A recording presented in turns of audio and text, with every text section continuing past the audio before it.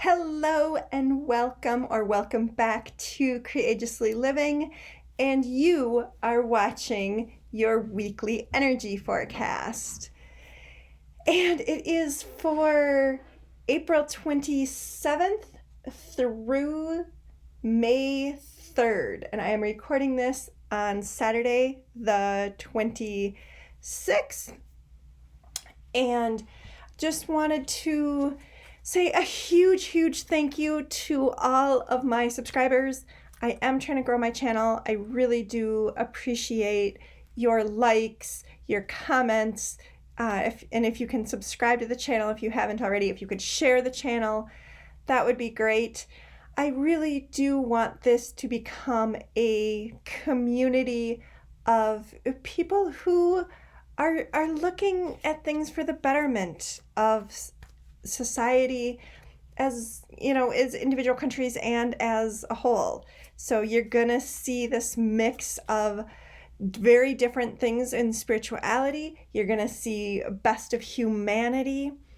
You're gonna see connection to nature, connection to others, connection to self, and connection to joy and wonder, all kind of blending together to really kind of connect with your spiritual essence, to empower yourself in your daily life and in the broader collective as well.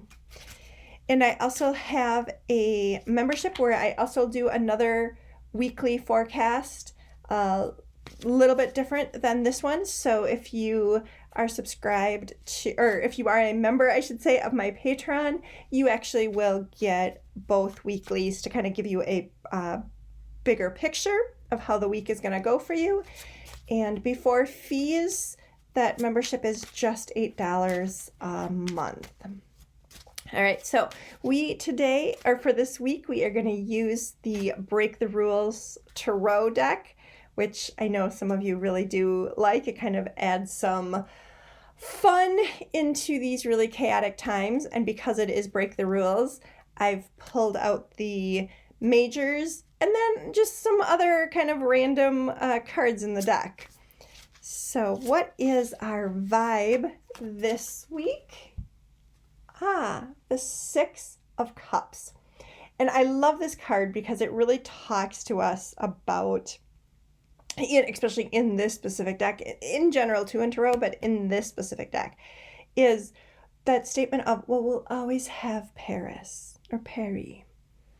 And really living in the past instead of being connected to what is happening now and where we're going in the future. There is so much chaos, so many things breaking down. We're not going to go back into the past. Even if we would rebuild things exactly as they were, it's going to be different. So this energy is saying, are you focused too much on what has come before? Or are you starting to kind of think of what might be coming in? And sometimes it's great to reflect and to see really where we've gone, where we don't want to go anymore. Again, it's also another way to look at this card. So this is the vibe for the week of where are you kind of getting pulled back into the old, getting either stuck in there or just even reminiscing. It can be okay to reminisce and still move forward with the energies. That said, we have Pluto stationing retrograde, and Pluto is about chaos and the underbelly and exposing things that haven't been dealt with in our personal lives or in the collective. As I'm recording this on Saturday, we've also just had a Mars-Pluto conjunction, I believe, where it's really kind of bringing explosive energy up to the surface, things that need to be changed, things that aren't working based on glorifying the past.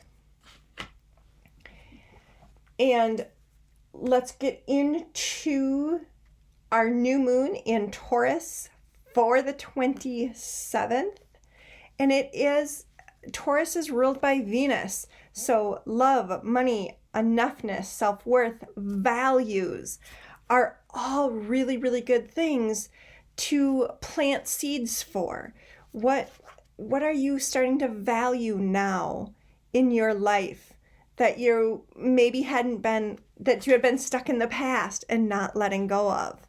This new moon is really asking you to really reevaluate those values, those relationships to money, those relationships to self-worth, to enoughness, feeling enough. And so we have a Taurus moon for the 27th and 28th. And the Jolly Joker, one of the other things that I love about this tarot deck is there is extra major cards, and this is one of them. It's the Jolly Joker. I don't typically do political readings on here because I want this to be a safe space where you can kind of go and not hear political things. But I will say in my own personal life, I have definitely used this card as political. That said, he's a jack-in-the-box in this picture. His deal is to try to surprise you, but he's stuck in the box. So where in your personal life do you feel like you're kind of confined and that music of the jack in the box is kind of starting to play as you're, turning the handle? And what's going to surprise you in your personal life that is still rooted in solidness, that is trying to get your reaction, but is kind of old? Think about that in your personal life. If you want to think of it in the collective, go for it in the collective too. But in your personal life, especially with this new moon, where are you kind of stuck? Where are you anticipating the surprise? Is it in a relationship? Is it in a job? Maybe it's your job where you're like, I know that what I've got right now, and it's winding that, jack in the box, and the crazy thing at work, what is going to surprise me at work? And am I done with it? Am I starting to rethink this? So think about that for the 27th and 28th with the Taurus moon, especially as you're reevaluating your values. The 29th and 30th is a Gemini moon, and that card wanted to come out for the Gemini moon. The Three of Swords, heartbreak. Where are you kind of brokenhearted about something that's going on in your life? Maybe it is your job with the Jolly Joker, and you're like, you know what? I'm kind of done with this. I'm kind of feeling the disillusionment of this job, of this relationship. You don't necessarily have to take action. A Gemini moon is also about, talking either to yourself, talking to others, talking to another person. Gemini doesn't really care as long as you're starting to communicate. So where are you communicating some heartbreak? And that very possibly is talking to yourself and being honest with yourself.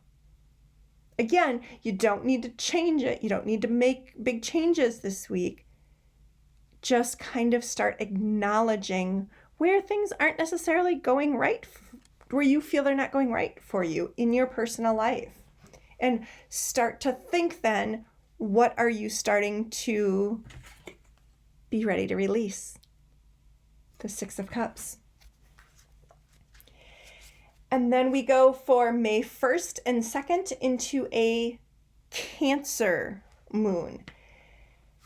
I think out of all the water signs, Cancer moons for me tend to be the roughest. They're all water moons. Pisces, Cancer, Scorpio bring up emotions. Cancer just tends to be even a little bit harsher on especially emotions toward yourself. So be really gentle with yourself. A great thing to do in Cancer moons is to do things that make you feel good. It's, are you baking something just for you? Are you doing something around the house? Are you just taking that day and lounging around the house? Where are you trying to nurture yourself in a Cancer moon, regardless of what card I pulled? Now, interestingly enough, I pulled the Sun. Those two cards those two things are kind of at opposites, because Cancer is usually associated with the moon, and the Sun is asking you to be bright, be radiant, shine. So where are you shining in nurturing yourself? Maybe it is you're gonna come home from work and just kind of veg out on the couch those couple days and acknowledge that you are shining for you. You are taking care of yourself. Another way to look at this is you are going to be shining a little bit more in the world, but you're going to do it from a place of nurture, a place of nurturing others. That moon, that intuition, you're connecting to your intuition and stepping forward and helping others with that. That could also be true as well. So which one is resonating with you a little bit more? Because those are kind of opposite things. So just go with what is resonating for you. And to round out the week, because we go Sunday to Saturday for the week, we are looking at a Leo moon on the 3rd, which is also, Leo moons are very heart-centered. They can be ego-driven, but the higher vibration of them, the really kind of things you really want to embrace is, where are you heart-centered? Where do you feel you're heart-centered? Connected with your emotions. Where are you starting to let your heart lead versus your mind lead? Think about that on the 3rd. Where are you moving forward with your emotions, your beautiful heart center, over your intellectual mind? That is what I have for you this week. Please make sure you are taking care of yourself. Regardless of any of these cards, we do know that we are living in very, very chaotic times, and it can be a lot. So please take care of yourself. Take a longer shower, put some lotion on, and really be focused on watching that lotion absorb into your skin, giving yourself self-hugs, buying yourself some flowers, walking in nature. And if you can't walk in nature, watch some nature videos that are calming. Limit your news consumption.